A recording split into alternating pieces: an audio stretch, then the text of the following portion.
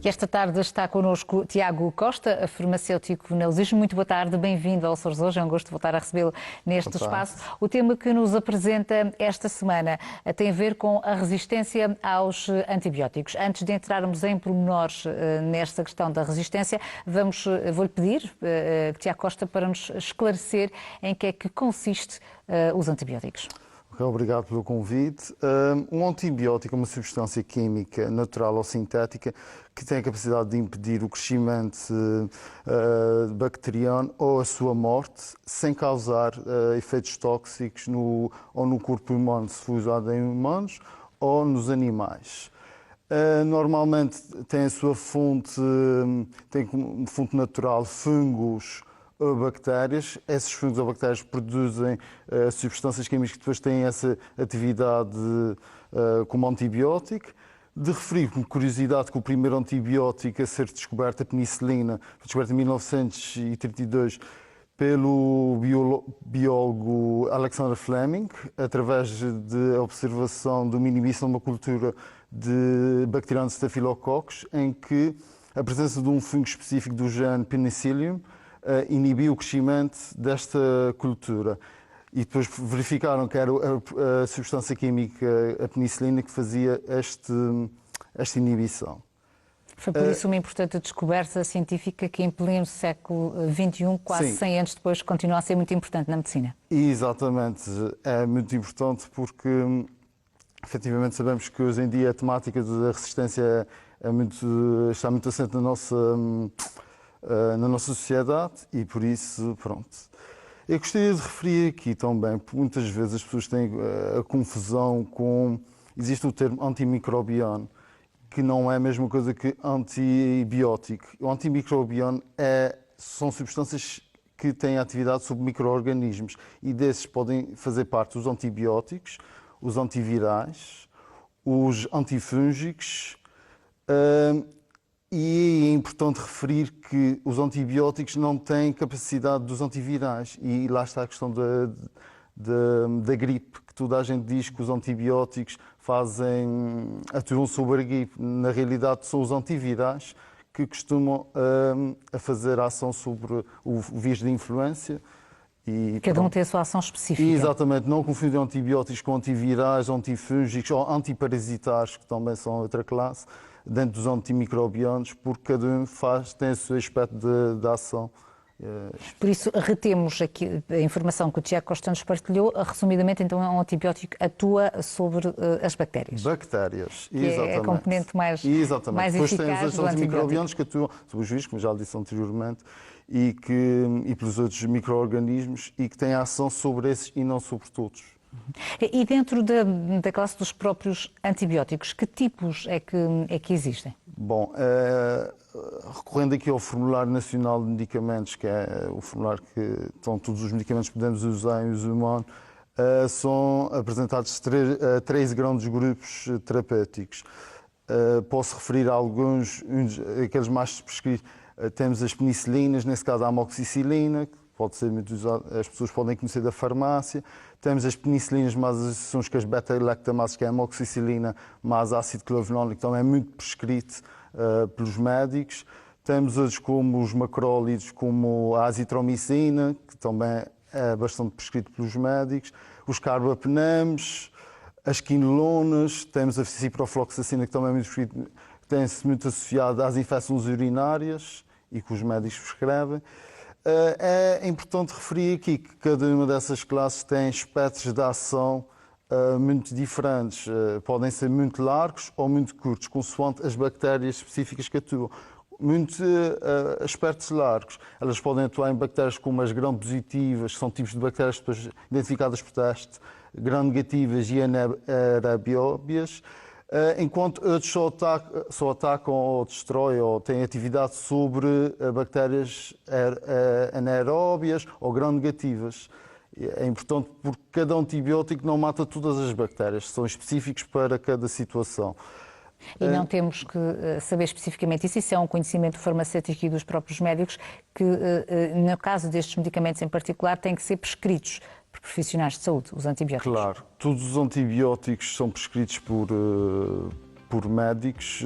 Aliás, isso está tudo regulamentado através do Infarmed, que é que define as regras de prescrição. Normalmente os antibióticos orais, que são esses que acabei de referir, são todos prescritos pelo médico. Cada situação em si, imaginamos, temos uma amoxicilina ácido-clavulónico, não quer dizer que toda a patologia tem que usar da mesma forma. Temos que ter sempre atenção para a patologia que é usado o antibiótico, saber a forma como toma, não é padronizado para todos, são todos diferentes para a situação clínica que do próprio doente se apresenta. Também é importante referir que há antibióticos que são de uso exclusivo hospitalar. Esses são aqueles que devem ser mais protegidos por causa do seu grau de ação sobre as bactérias, e existem aqueles que são prescritos pelos médicos de clínica geral ou os médicos na sua clínica normal e que são vendidos nas farmácias. E também é bom referir que esses antibióticos podem ter várias apresentações, nomeadamente xaropes, colírios, comprimidos, soluções injetáveis, e que acaba-se um arsenal grande para tratar. E depois cada um deles vai atuar de uma forma específica na bactéria que está a causar a infecção. Exatamente. Na realidade, existe, assim, de uma forma simples, os antibióticos podem ser bacteriostáticos, se impedem só a multiplicação das bactérias, não as matam, impedem só o seu crescimento, ou bactericida efetua a sua morte, a morte da bactéria. Para isso, os antibióticos, consoante as suas classes, têm diversos mecanismos de atuação, nomeadamente podem destruir as paredes celulares das bactérias, podem atuar a nível do genoma que é o ADN da bactéria, ou mesmo outras estruturas como os ribossomas, que traduzem em proteínas que depois são usadas pelas bactérias para as suas funções. E depois de percebermos aquilo que já partilhou connosco sobre o que são os antibióticos, como é que se distinguem e como é que atuam, passamos agora também ao cerne da questão que o traz aqui hoje. O que é a resistência aos antibióticos? De uma forma geral e também de forma simples, imaginamos um antibiótico que costuma ter uma ação terapêutica de uma certa quantidade numa situação usual, e nesta situação ele deixa de funcionar. Ele deixa de funcionar porque não impede a replicação da bactéria ou não causa a morte da bactéria. Isso porquê? Porque as bactérias podem criar mecanismos de resistência que vão impedir a ação desses antibióticos. Ou seja, nas suas quantidades terapêuticas, ele não tem qualquer efeito perante a bactéria que normalmente seria destruída ou inibida o seu crescimento. E que fatores é que poderão fazer com que isso aconteça? Ou seja, como é que as bactérias se acabam por tornar resistentes aos antibióticos que por si as deviam eliminar? É assim, as bactérias no meio ambiente podem adquirir resistências de uma forma natural. Normalmente acabam-se as mutações que as bactérias têm durante as suas replicações, podem aparecer novas mutações que conferem essas resistências às bactérias. Então, o uso dos antibióticos indiscriminado e exaustivo pode provocar esse tipo de aparecimento de mutações que promovem essas resistências. Essas mutações são chamadas alterações endógenas. Também existem outras bactérias que podem já ter genes resistentes, que partilham essa informação com bactérias não resistentes, através de mecanismos de partilha de informação genética, e que vão ser incluídas no ADN dessas novas bactérias, e essas vão começar a produzir os mecanismos de resistência que as outras que lhe passaram. Evidentemente que isso depois tem impactos, não é? Tem consequências, essa resistência aos antibióticos. Efetivamente, quando pensamos que o arsenal de antibióticos que nós temos é limitado, se arranjarmos uma resistência que não seja combatida com os nossos antibióticos, o que pode causar problemas graves, uma vez pode causar a morte da pessoa ou, nesse caso, do animal, porque não existe cura, não existe nenhum antibiótico ou nenhum químico ou alguma substância que consiga efetuar a morte daquela bactéria ou a sua multiplicação em massa que causa depois a patologia ou a doença. Tiago Costa, como é que podemos nós próprios, de alguma forma, contribuir para conseguirmos evitar precisamente que aconteça isso, que haja essa resistência aos antibióticos? Bom, eu gostaria de iniciar que existem algumas atitudes que as pessoas comuns, os utentes, podem fazer, nomeadamente, todos sabemos que as prescrições de antibiótico são feitas, as pessoas vão às farmácias, levantam o seu medicamento e normalmente as posologias indicadas são inferiores ao tamanho das caixas, o que pode levar a que os utentes tenham sobras de antibióticos em casa que poderão depois ser utilizadas em várias vertentes. Há estudos que apontam que as pessoas ou tomam como automedicação em quantidades subterapêuticas, ou seja, que não faz efeito nenhum, mas contribui para a resistência. Uma vez estamos a expor bactérias a antibióticos, mas depois não há efeito terapêutico. Muitas vezes as pessoas podem passar aos amigos, aos familiares, também em quantidades subterapêuticas, e sem saber qual é a patologia em concreto. Se me fez bem a mim, poderá fazer mal. Porque a patologia de um não é a patologia do outro e tem que ser avaliado pelo médico, que tem que fazer o diagnóstico e depois tentar fazer a melhor escolha do antibiótico. E ainda há estudos que as pessoas podem deitar no lixo ou no sistema de esgotos medicamentos que depois vão contaminar o nosso ambiente e também promovem o aparecimento dessas mutações na presença de antibióticos que nós supostamente não deviam estar no meio ambiente e, graças à nossa ação, acabam por estar e alteramos o ecossistema. E o que é que devemos fazer ao excesso de medicamentos, antibióticos, que já não precisamos, que já não vamos tomar?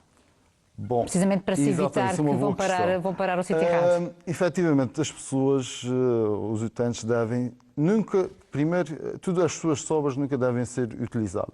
Devem ser remetidas às farmácias que têm lá os ecopontos dos medicamentos, que deverão ser devolvidos para destruição. Por isso, uma da situação que eu queria referir aqui é no Hospital Divino Espírito Santo existia a venda em unidose e na parte dos medicamentos, dos antibióticos, fez-se um estudo em que se verificou durante o ano houve cerca de 4.400 unidades de comprimidos, neste caso de antibiótico, que não foram dados à população, uma vez que analisávamos a prescrição, víamos para quantos dias é que era e só dávamos. Exatamente. Cerca de 5% das prescrições, 5% do valor total de unidades de antibiótico não foram dados aos utentes. Ou seja, evitou-se um desperdício. E além disso, evitou-se que as pessoas acumulassem antibióticos em casa e depois pudessem fazer tudo daquela panóplia de situações menos agradável. Que pode efetivamente contribuir para... Pode ter outras consequências menos positivas. Só para terminarmos, faço mais uma pergunta. Essa resistência aos antibióticos poderá vir a ser um problema no futuro? A própria OCDE estima que, por exemplo, em 2050, essas infecções por bactérias resistentes aos antibióticos poderão matar em vários continentes 2,4 milhões de pessoas. É algo que temos que mudar agora porque a resistência no futuro poderá ter consequências. Pois, eu até estava a ver um estudo da OCDE que falava em que em Portugal as mortes ascendiam aos 1.100 mortes e em 2040, ou 2050, chegariam às 40.000 mortes. Efetivamente, temos que pensar que o nosso arsenal de antibióticos é curto.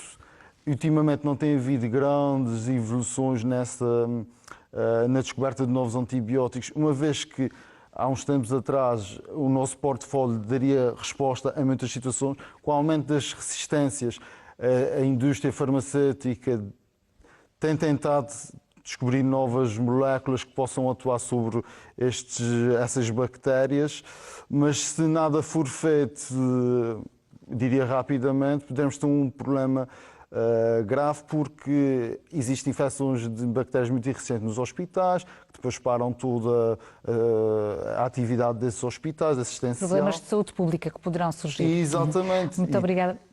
Muito obrigada, Tiago Costa, pela sua presença no Açores hoje, pelo tema que nos trouxe e também pela informação que partilhou connosco. Muito obrigada. Uma boa tarde para si.